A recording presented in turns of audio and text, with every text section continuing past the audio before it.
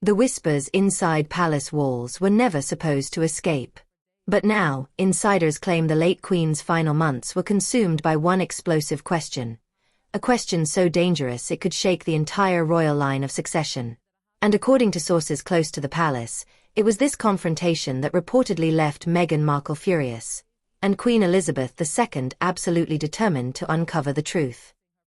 Today into exactly how the Queen felt about Meghan Markle. And when I say she hated her, I know some people will think that is a strong word, Brittany, but I just want to explain what I mean. How important was it for you, Meghan, to wear a damn veil at your wedding, given that you're hardly a traditionalist, love, when it comes to nuptials, given your wedding with Trevor Engelson was full of everyone smoking pot? We know how she controls Harry, and yet, we're sort of told off, as it were, by an awful lot of people, or they don't want to listen to us or what we write. I get that anyway sometimes. Did Meghan Markle use a surrogate? That's been something posited literally for well over 3 years when it comes to her firstborn son, Archie, and even her daughter, Lilibet. And many people even wonder, are their children even real? Harry and Meghan Markle's surrogacy scandal has entered the mainstream media domain. The king is in a much worse health and much worse shape than he appears to be. All of this has had a devastating effect upon his health. I think it's very important that they don't come back now. And you can see that with William and Catherine, they will be absolutely delighted that this has come out, because it says they didn't get on well with them, especially the two girls. Quite right. So all of the pictures, my point is, out there were inconsistent with the idea of a real pregnancy. The fake Duchess was acting in the run-up to her wedding. At that point, the Royal Rota were completely on side with Harry and Meghan. At that point, there was no sense that they were going to report how the Queen really felt in that moment at Windsor Castle. Nothing to do with the royal family and nothing to do with the Queen. And she loved Harry for many years. He was the second born, and he was funny and enjoyable, and she really loved him. But when Meghan came, he wasn't allowed to, I imagine, and he didn't want to, because everything had to be what Meghan wanted, and everything still has to be what Meghan. What if the real story behind the royal feud had nothing to do with interviews, accusations of racism, or dramatic media battles? What if the final private confrontation between Queen Elizabeth II and Meghan Markle centered around something far more explosive? Something far more explosive, a secret the palace allegedly believed could unravel the monarchy's carefully guarded rules of succession. Palace insiders claimed the Queen, even in the final stage of her life, became deeply troubled by whispers that had circulated for years. Rumors that the births of Archie and Lilibet were surrounded by inconsistencies.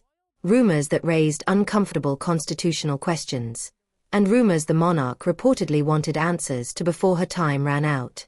Inside Balmoral Castle, during the Queen's final months, the atmosphere was said to be tense. Staff described a monarch who was physically frail yet mentally razor-sharp. Despite suffering immense pain, she reportedly kept returning to the same issue again and again: the legitimacy of the children who had suddenly appeared in the royal line of succession. For decades, royal protocol has been crystal clear. An heir must be born of the body of the royal mother to be eligible for succession rights. That rule isn't symbolic. It is constitutional law designed to protect the monarchy from deception. Which is why the rumors surrounding Archie's birth reportedly set off alarm bells behind palace doors. At the wedding, by the time that she had figured out that this was a woman who was marrying into the royal family, not for love, Brittany, not for love, but to further her own career.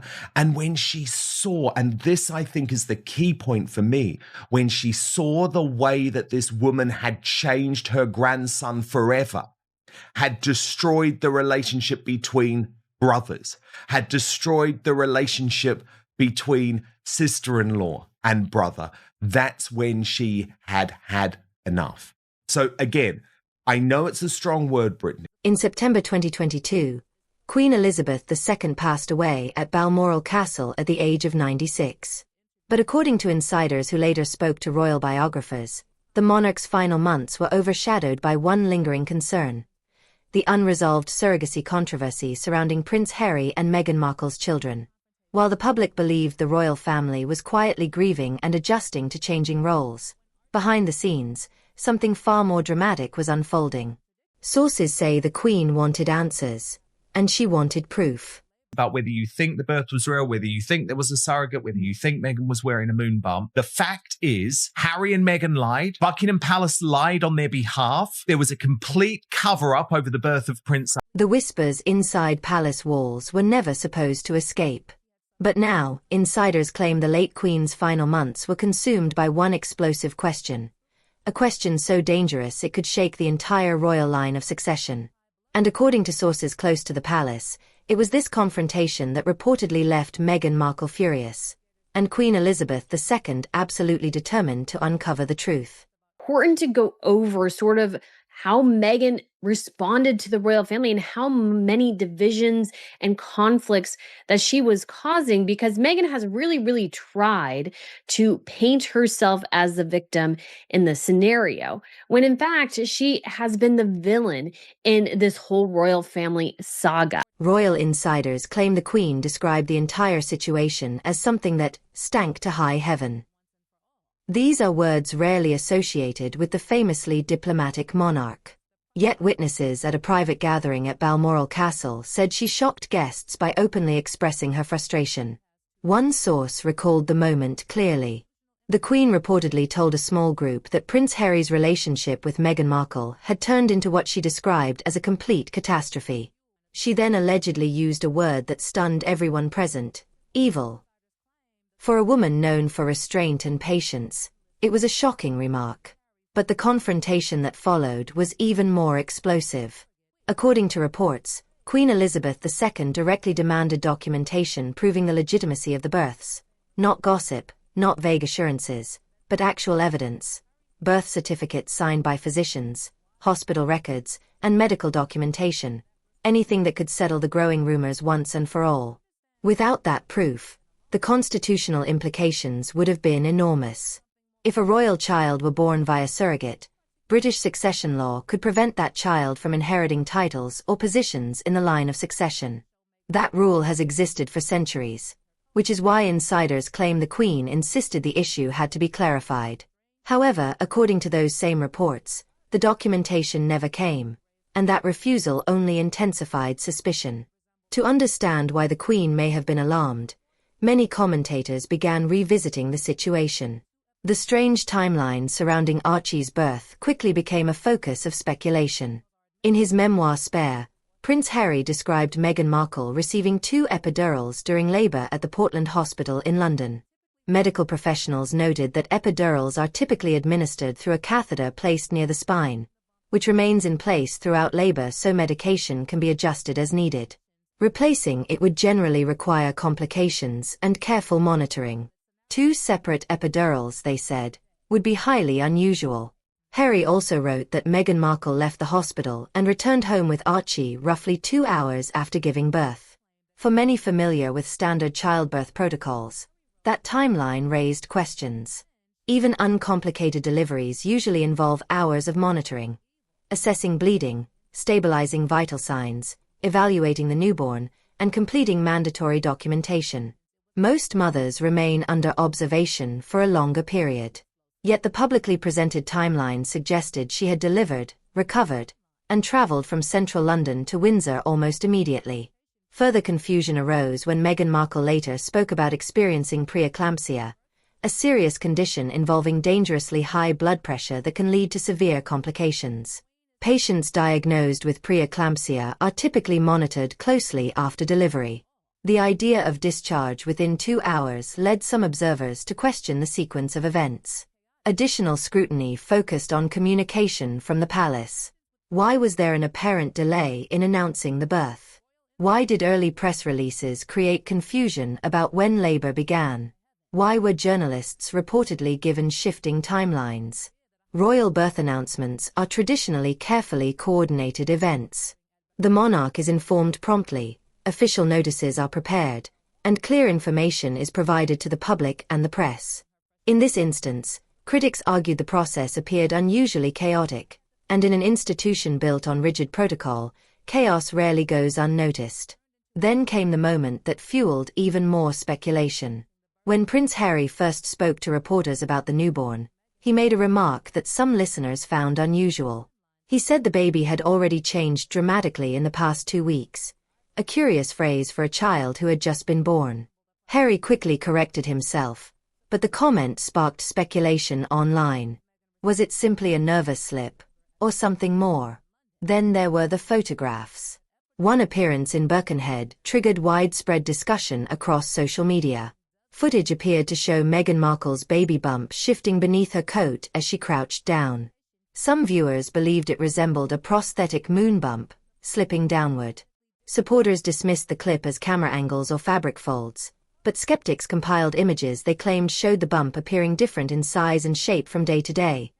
Round one day, flatter the next, positioned high and then unusually low. For critics, these perceived inconsistencies deepened the mystery. Inside palace circles, the rumors were reportedly difficult to ignore.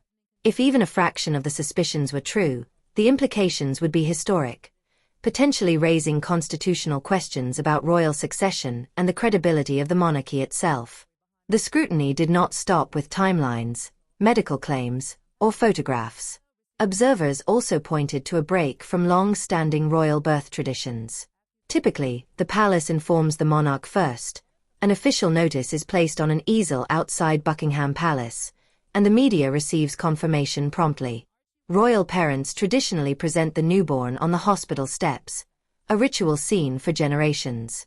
However, when Archie was born, many of those traditions did not unfold in the expected way. There was an extended delay before the public announcement. Journalists gathered near Windsor Castle were reportedly given mixed messages about the timing of labor and birth. Some were told labor was ongoing, while others understood the baby had already arrived. The confusion stood in contrast to the monarchy's usual precision regarding matters of succession. Succession is not merely ceremonial, it is governed by constitutional law. For that reason, reports suggested that Queen Elizabeth II would have been keenly aware of the importance of documentation and clarity. According to unnamed sources, she wanted reassurance that the official record was beyond dispute. When Prince Harry and Meghan Markle eventually introduced their son to the world, they did so inside Windsor Castle rather than on hospital steps. The baby appeared calm and still in Harry's arms as photographers captured the moment. Some critics later described the scene as staged, while supporters noted that newborns frequently sleep through such appearances. Whether innocent misunderstandings, deviations from tradition, or something more significant, the combination of unusual timelines, altered protocols, and public speculation ensured that questions continued circulating long after the birth announcement. And then something else happened that added even more fuel to the fire. Prince Harry's remark about the baby changing in the last 2 weeks, brief as it was, ignited theories across the internet. Was Archie actually older than announced? Had the baby been born earlier? Or was it simply a nervous father misspeaking in front of cameras? No one knew for sure, but the speculation did not stop there. Months later, videos and photographs of Meghan Markle's pregnancy circulated widely online. Some clips appeared to show her baby bump shifting as she moved. In one widely discussed appearance in Birkenhead, the bump seemed to move beneath her dress while she crouched to speak with members of the public. Critics claimed it resembled a prosthetic pregnancy belly, sometimes referred to as a moon bump. Supporters dismissed the footage as an optical illusion or fabric movement, but the debate persisted.